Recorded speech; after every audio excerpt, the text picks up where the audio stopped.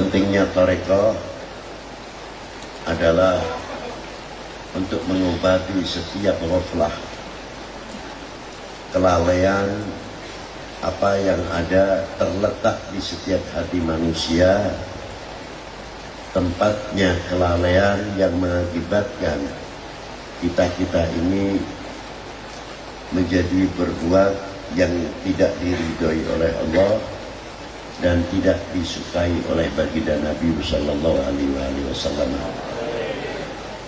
Karena ghaflah itu akan memunculkan beberapa penyakit-penyakit, di antaranya kesombongan, fakhr, kibir, hasad atau dengki, hikid dan lain sebagainya. Semuanya itu letaknya tidak di mulut, letaknya itu tidak di mata, letaknya tempatnya bukan di telinga, tapi fil qulub.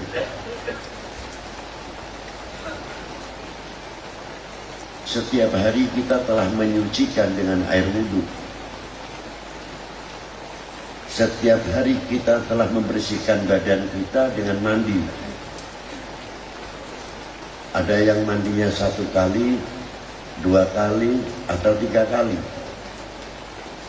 Alhamdulillah, kita mendapatkan kebersihan dari mandi.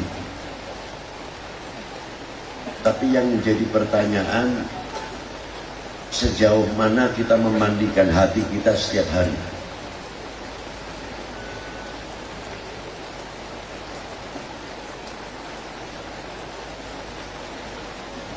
Kalau mandi wudhu ada airnya, entah itu air hujan, air salju, air laut, air sungai, air sumur, air embun, sebagaimana diterangkan di dalam kitab Takrib Al-Miyahu Sab'atun. Itu jelas ada alatnya. Nah, alatnya untuk membersihkan hati ke pengganti air itu apa? Ala bidzikrillah tatmainnul qulub. La ilaha illallah. Itu diantaranya untuk membersihkan al-qalib, bukan qulub saja, sehingga bisa mengkikis, membersihkan ghaflah kita semuanya kepada Allah Subhanahu wa taala. Dan yang paling mengkhawatirkan sekali, jangan sampai ghaflah ini ketika waktu nazar.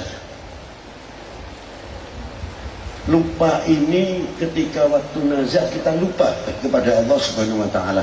Bahkan di sebelah kita itu terkadang mengingatkan Allah, Allah, la ilaha illallah. Karena tidak terbiasa, akhirnya lupa apa itu la ilaha illallah, apa itu Allah, Allah. Waliyadzubillah min dzalik. Disinilah definisi perlunya tarekat. Kita kewajiban untuk menggapai memasuki tarekat, intinya untuk membersihkan ghaflah kita kepada Allah Subhanahu wa taala. Jangan dikira masuk tarekat itu itu gampang, itu sunnah. Loh, kapan kita membersihkan hati kita?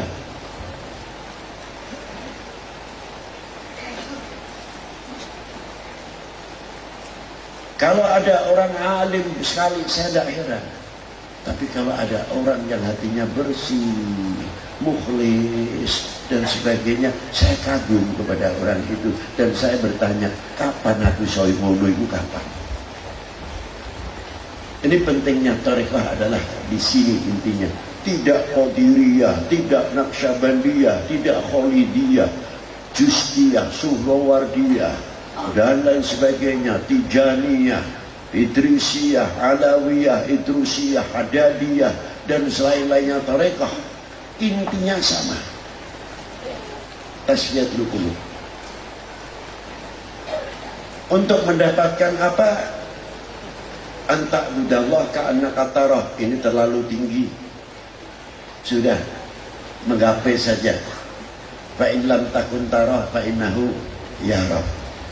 Bila kita yang pertama tidak bisa, coba kita merasa dilihat, didengar oleh Allah Subhanahu wa taala. Ini sulit untuk bisa mengingatkan diri kita sendiri, selalu ingat kepada Allah Ta'ala wa Rasulih. Tanpa dilatih dengan zikir yang banyak, dengan pelantara guru kita yang mengajarkan mengantar wusul. Robitoh adalah bukan untuk mendewakan guru, tapi guru kita adalah wasitoh untuk mengantar kita ketemu sama Allah Subhanahu wa Ta'ala. Ketika Rasulullah Isra wal Mi'raj dituntun oleh malaikat Jibril, tapi setelah di Sidratul Muntaha Rasulullah langsung bertemu dengan Allah Subhanahu wa Ta'ala, mengetahui dengan langsung wa huwa mukhalafatu lil hawadithi. Itu hebatnya. Nah, kami perlu penuntun untuk Mi'raj. Nah, murid Mi'rajnya itu dengan apa? Dengan guru-guru mursyid itu tadi, sehingga menemukan la ilaha illallah Muhammadur Rasul sallallahu alaihi wasallam. Kalau orang sudah merasa selalu didengar, dilihat oleh Allah Ta'ala, kira-kiranya akan mengurangi maksiat atau tidak? Insya Allah kalau merasa selalu didengar oleh Allah, dilihat oleh Allah, malu rasanya. Akan ngumbar omongan cerita mulut seenaknya sendiri, malu kepada yang menciptakan. Ini yang menciptakan siapa mulut ini? Kita ini dipinjami oleh Allah Ta'ala.